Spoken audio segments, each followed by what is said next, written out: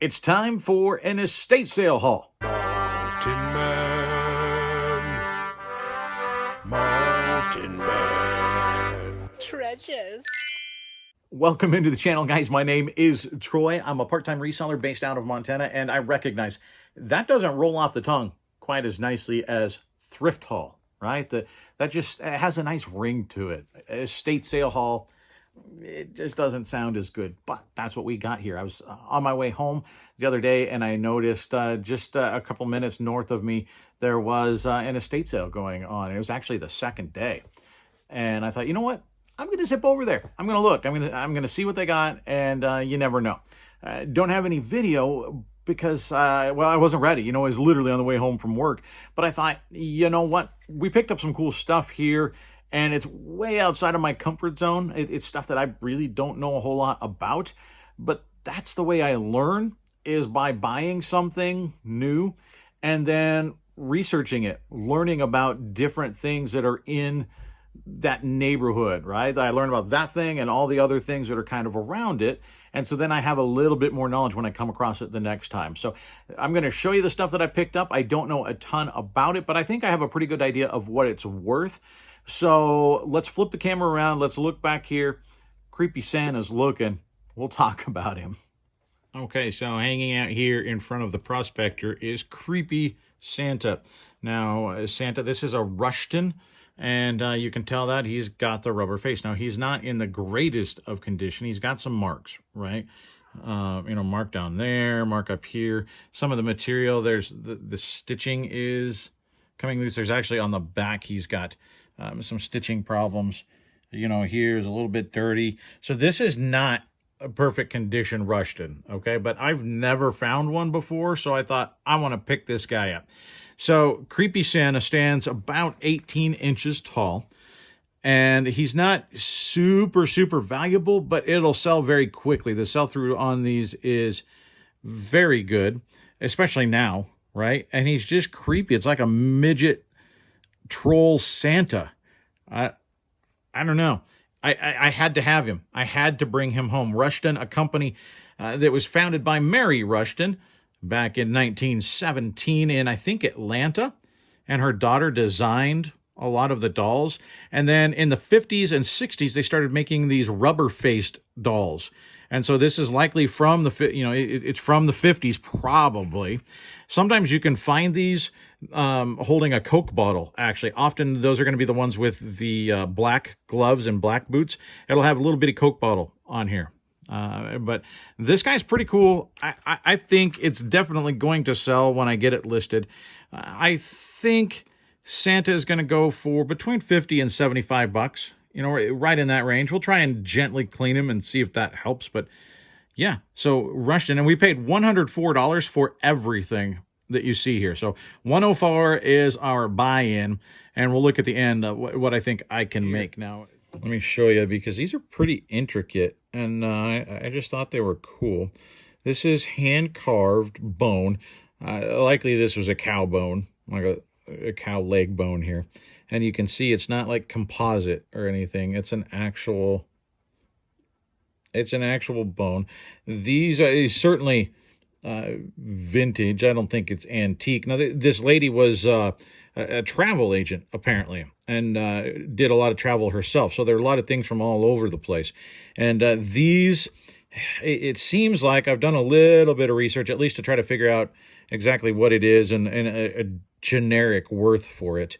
They're about 10, 11 inches tall, and I believe it to have come out of Indonesia. It looks like that's where most of them came out. There's a few, but this style seems probably Indonesian. And I just think it's cool. This one is a little bit different, but, you know, same theme. And it looks pretty much intact. There's a little point at the top there that maybe, you know, I think that broke off. But, I mean, it's so delicate. It's pretty amazing that it looks like, for the most part, it's intact. When I checked out, he dropped all this stuff in the box, and he dropped those in the bottom, and I actually visibly kind of cringed, because I was like, that is going to snap those off. I just knew it. I think they're in pretty good shape. And so these, I don't think that's super valuable. I think they're worth around 20 or 25 bucks a piece. I think I'm going to put them about 24.99, and we'll see. It's not super valuable, but I think it's super cool. So I picked those up. Down here, we got a belt buckle. I like selling belt buckles. Now, generally, I like picking them up for pretty cheap. I think this one I ended up paying $5 for. And it's not, this is the least valuable thing of all of them, but I just thought it was cool. It's Panama Red. That actually is a strain of marijuana. It's a cannabis. And this started in Panama back in the 60s, and it's actually a pretty popular strain to this day. So I figured, you know what, might be sellable. So Panama Red vintage belt buckle. This is from 1976. There you go. And yeah, I think this is probably worth about 15 bucks plus shipping. Not super valuable, but I thought it was cool, so I did pick it up. Now this one is neat. This is Guiding the Way. I don't know if this is Sacagawea maybe is what that's supposed to be. I think this is made by Big Sky Carvers. I've picked up their stuff before. You guys have seen it before. It's not in perfect condition. You know, there's a few little nicks here, but in general, it's in very nice shape. Big Sky Carvers has a following. The way they cast some of their sculptures, it makes it look like bronze. It's really cool. And so I did pick that up. There is only one listed right now, and I think it was $149.99 is what that's listed at. I don't think it's worth quite that much. I think they're shooting for the moon, and they should, because they had the only one listed, so they were setting the market. This is a pretty rare piece, but I don't think it's a super valuable piece. I think, especially with theirs as setting the bar, I'm going to price under, and I think somewhere in the neighborhood of $75, $85, something like that, plus shipping. And I think we'll get a better shot at getting that sold. So I think it's pretty cool, and decided, you know what, let's pick it up. Now, this is certainly out of my wheelhouse. This is, I think, African, looks hand-carved, very heavy. I haven't weighed it yet, but when I picked it up, it was way heavier than I anticipated. Yep, hide the kids. I just think it's really cool. It's about a foot tall. There are a few, like, hairline cracks and stuff like that I think I've found in there, especially on the back. There's a few, but it's not like, it doesn't really take away from the integrity. And I just think the design is really cool. A lot of times you see these, and it's carved, but there's no color. In this, they put color on it, which I think sets it apart. I think it looks really cool. And I don't know, it just spoke to me and told me to take it home. So I did. And I think it's going to be a little bit long tail, but I'm going to put it up for like 75 bucks plus shipping, and we'll see. Shipping is going to be a little expensive because it is heavy. I've got to weigh it, but I don't know. We'll give it a shot. Like I said, out of my wheelhouse on this pickup. Here's another one. This one is pretty cool too. Like the bone carvings. I don't think it's super valuable. I loved the artistry in it, and I thought it was really cool. This is some African folk art. It stands about a foot tall, and I think it's pretty neat. So like I said, not super valuable, but I would guess, 20, 25 bucks plus shipping on this lady. I think it's just really cool, and some of the details on there, it was worth saving, right? So we did pick her up.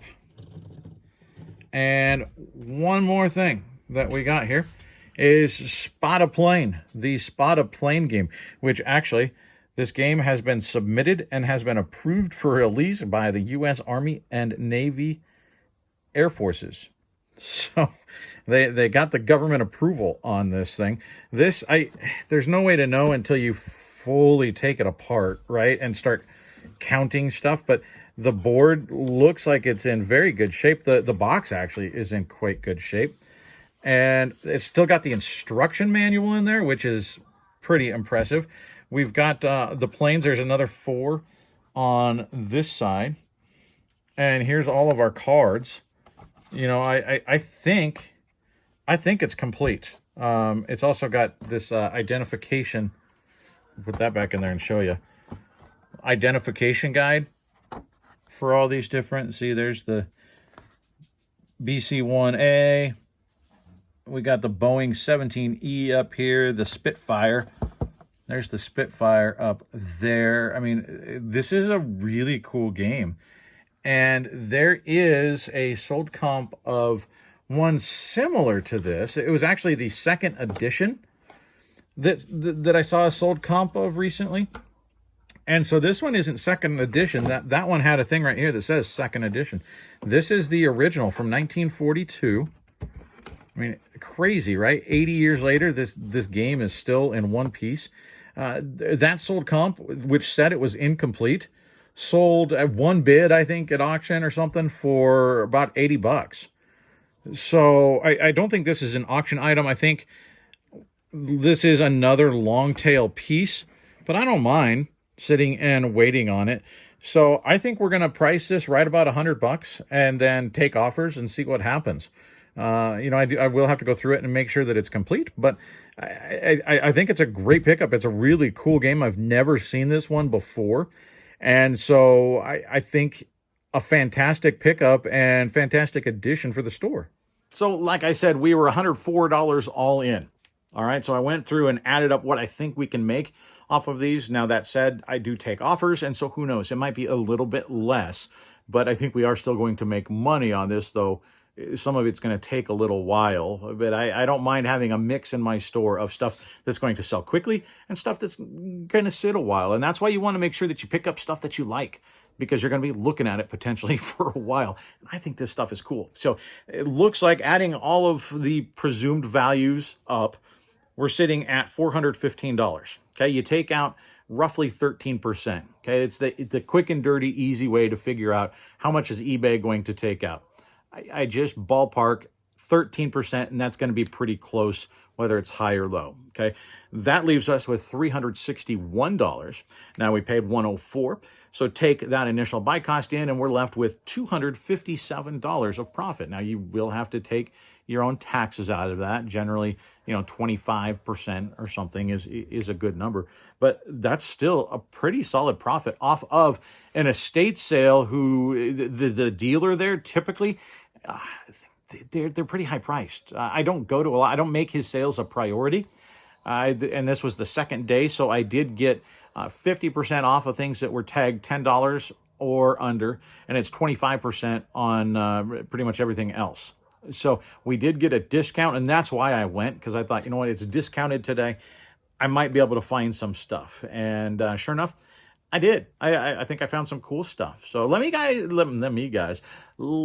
know, you guys, what you think. What did you like the stuff I picked up? Would you have picked it up? Or do you know more about it? I know a little bit about this stuff because I've done a little bit of research since I brought it home, just to get a general idea of how much it's worth. At the time, I just picked it up because I thought, I think it's worth something, and I think it's pretty cool. So luckily, my gut served me well on this one, and I think we're going to make a little bit of money. Now, you see Funko Pop Dwight sitting back here. We do have to give him away. So let's head on over and randomly select a comment and figure out who is getting Recyclops. All right, there is the address there. Filter, include, exclude me. So let's get the comments. 153 comments for Dwight here. Let's see who wins.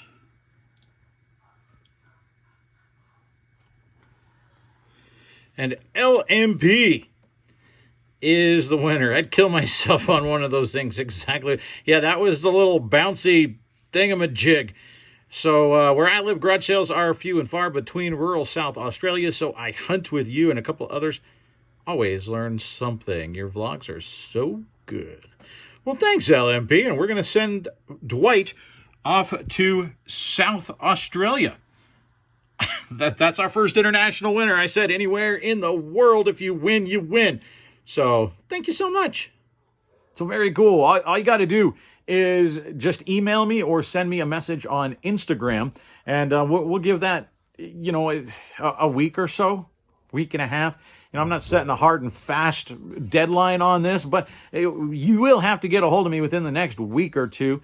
And after that, if I don't hear from you, we'll have to put that back into the pool of prizes, and we'll probably give that away to somebody else. So thank you guys for watching so much. Thank you for supporting the channel. We're up past 9,700 subscribers now, so almost to 10K. We're going to keep giving stuff away randomly as we work our way up to 10K. And then we're going to try and give away something cool when we hit that point as well. So I'm going to let you guys go. I sure appreciate, like I said, once again, your support of the channel. And we'll catch you next time. Bye.